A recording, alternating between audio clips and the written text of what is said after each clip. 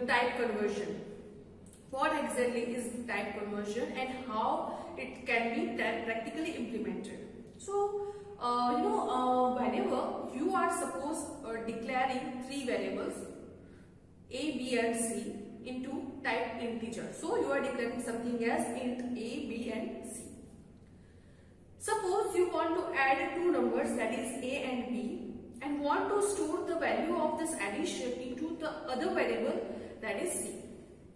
Here I have taken two constants 5 and 2, they are integer constant, and storing some operations performing on 5 and 2 into the variable c. So in first case I have divided 5 by 2 and storing the answer to c.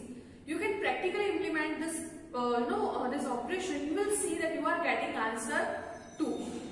So you may tell that, ma'am, we have declared c as integer, that's why it is giving me answer in integer.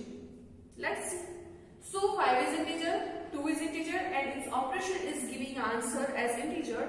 So which is wrong answer technically, because here the correct answer is 2.5, but the 0.5 is just chopped up to some integer value 2. You can say, ma'am, can't we get the correct answer by just declaring c as float? Yes, you can try. You can declare c as float. Now c is declared as float, but a and b, or say these constants, are integers, right? And you are again dividing 5 by 2.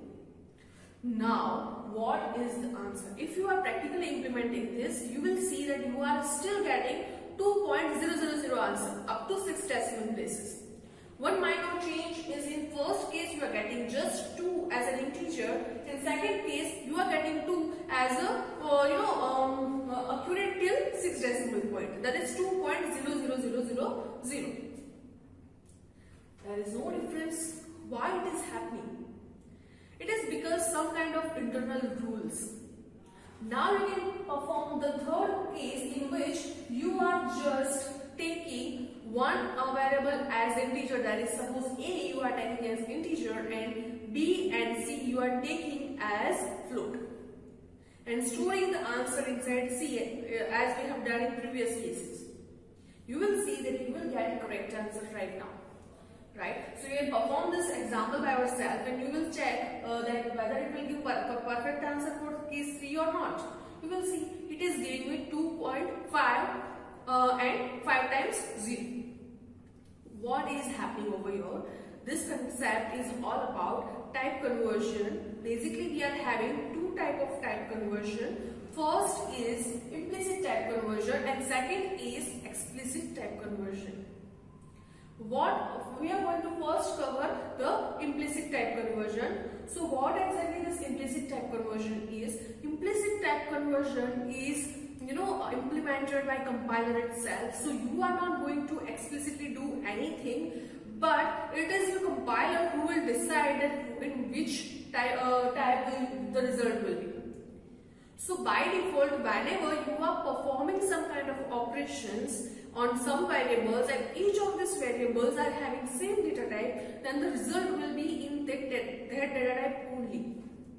So suppose you are performing an operation of adding two numbers, or like say dividing two numbers, and both of these variables are integer, then the answer will be automatically integer. Okay. Now, what if one of the data type is different?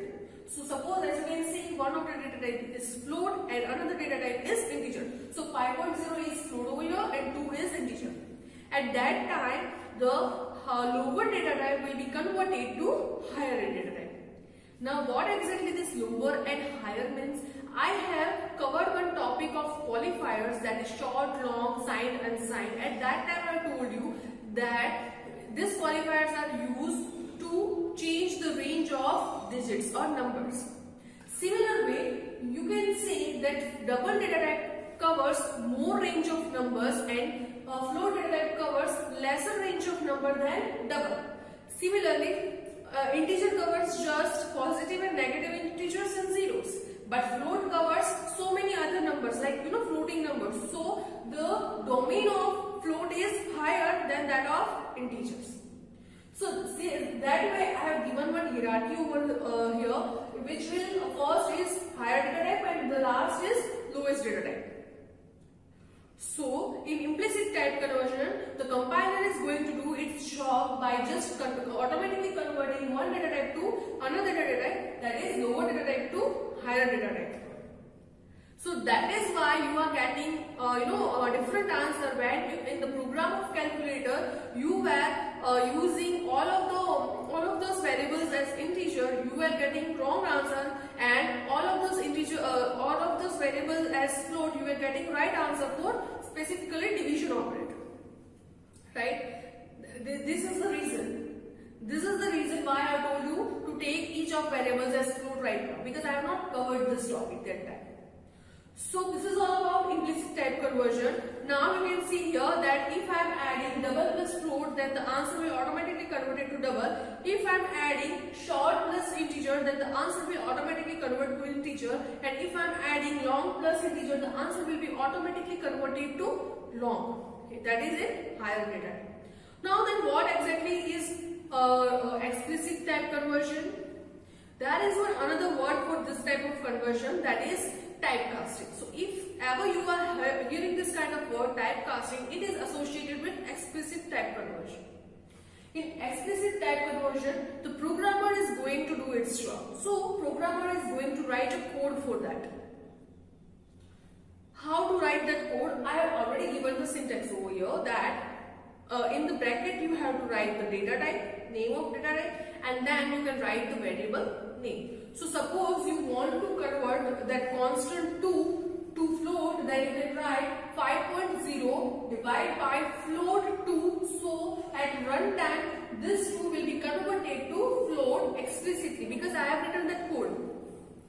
If you want to convert such variable, then you can write the variable name after float. Okay, so it will behave like float by float, and it will be, answer will be float. So that is all about explicit type conversion, which is going to be performed by programmer.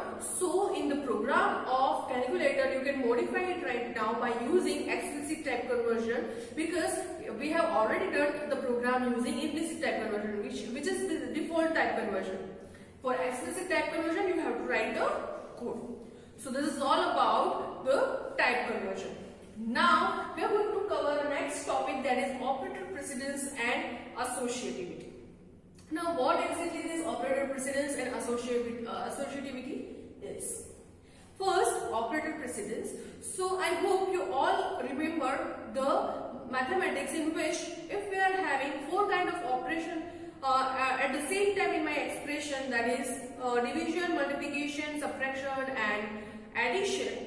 So it will be not evaluated directly. First division will be evaluated, then multiplication will be evaluated, then subtraction will be evaluated, and at last plus addition will be evaluated. This is because there are some predefined rules based on which rules the evaluation should be done.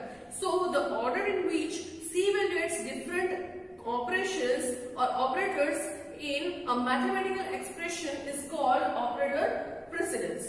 Sequence in which various operators come in action for evaluation of expression. So you can see the example over here. Here I am adding 4 plus 3 into 2.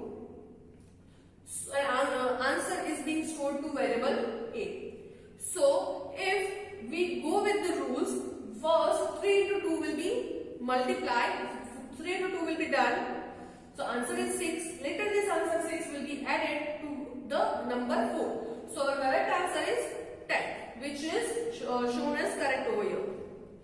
But if I am not following the rules, first I will add two numbers, that is 4 plus 2, that is 4 plus 3, that is 7, and then multiplying 7 with 2, the answer will be 14, which is wrong answer. Mathematically it is wrong, and it will be wrong if you are performing this program as well. So how to evaluate these operators are decided by some predefined rules. At the end of this topic I am going to give those rules, so don't worry. Now what about the associativity? Suppose I am having two operators, say 4 plus 3 plus 2. So plus is having similar priorities, right? So which should be evaluated first? Say you are having 8 divided by 3 divided by 2. Which operation should be performed first? From left side's operator or the right side's operator, right? So that is decided by the associativity. So associativity is nothing but if two operators are at the same level, then the evaluation is done from left to right or right to left, right? So you can see the example over here. If I am writing 4 plus 3 minus 2. So in my computer language, plus and minus is having similar priority. So first left side will be evaluated and then right side will be evaluated. So even if the program is like 4 minus 3 plus 2, then the minus will be evaluated first, because we are going with the associativity, which is left to right for the arithmetic operator plus and minus. That I am going to show you, so don't worry. If you don't know the rules, don't worry. Then after you can see the another example, 100 plus 200 divided by 10 minus 3 into 10. So first division is being done. So 200 divided by 10, that means 20, and after that minus 30. So exactly this is the equation written over here, and you will get, according to the associativity rule, you will get 90 as the answer over here. If you want to learn, you can see this screenshot of your book, in which they have given the table where all these operators are written according to their associativity and precedence. So you can remember this table for the further use. Here is the second page of that table. You can see all of it over here. Here also I have given one example where z equal to 3 plus 2 into 4 into 5. So brackets are having higher associativity. So first brackets will be evaluated as 8. Then this 3 plus 8 into 5. Multiplication is having higher priority. That's why first 40 is evaluated and then it will be added to 3. So we will get z as a final answer of 43. Similarly, if I am having x equal to 2 and y equal to 3, and I am going with the associativity and precedence of increment operators, this is the answer I am getting for these three expressions. So these are some examples to understand operator precedence and associativity. Now, in the next lecture, I am going to cover the topic that is for input-output functions, which is very important. We have already covered the examples in which we were using input-output functions. I hope you enjoy this class. See you in the next class. Thank you so much.